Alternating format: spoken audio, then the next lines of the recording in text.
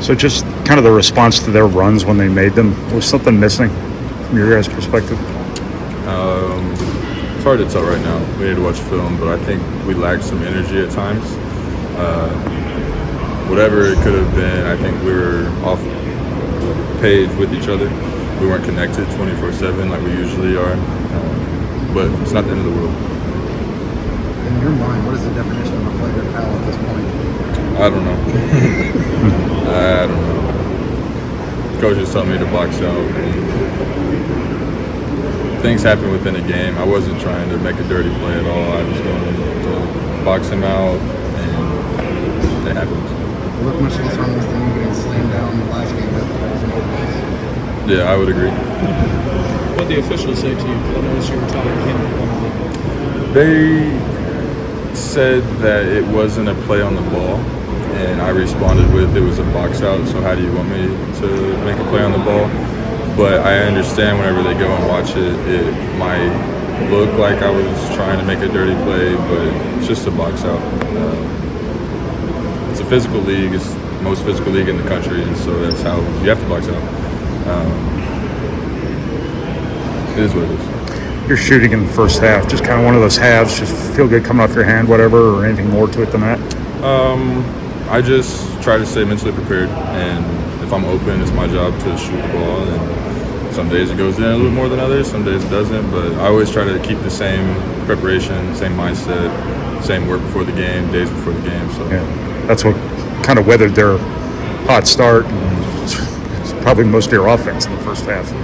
I try to do my part every single game and do whatever the team needs me to help win. Hey, do you feel safe when the court gets stormed? I mean, I know I'm okay.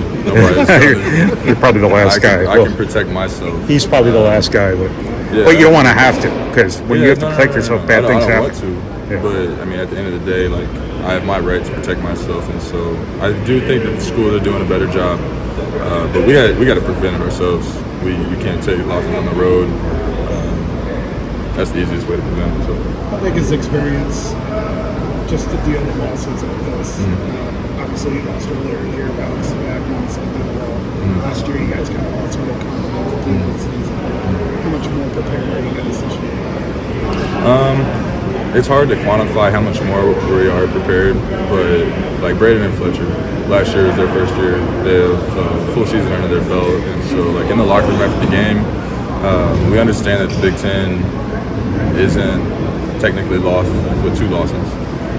Last year, I'm pretty sure we had 5, and so this year, all we got to do now is move on to the next game, move on to the next practice, prepare for, I believe, Penn State for the next game Saturday, and so that's all we can do now. We can't forget about this game. We got to learn from it, move on, and be better next year. Lynn said that there were times where he did everything he could to stop Tommy Nugget. Just it's a tough shot, and there were several of those tonight. I mean, that's part of basketball. I feel like sometimes there's just days when teams get hot and you do your best, but the ball falls in the mouth. Absolutely. It's the game of basketball, and whenever we prepared, we knew that they were going to be taking those type of shots. We knew that that's the type of game they like to play, and there's multiple clips that we watched. People are playing good defense on him, having the proper hand, the right hand up on the left-handed shooter, and he just shoots it up and over. And our coaches kept saying that that's not good enough. We had to not let him even see the rim to be able to shoot it. But he's a good player. And Wiltshire, they got good players on their team, and we respected them, but hopefully we get to play him again this year. How big of a blow was the end of the first half? They scored the last 13 points. Yeah, it definitely was tough, but we have an experienced team. I think we need to do a little bit better job of weathering their runs, slowing down, making sure we get the proper shot each possession whenever they're going on those runs, not letting the crowd kind of affect us. I don't think the crowd affected us too much today, but at times it definitely got to us. It's just moving on to the next play. We're all really good players. Everybody understands that. The coaches understand that.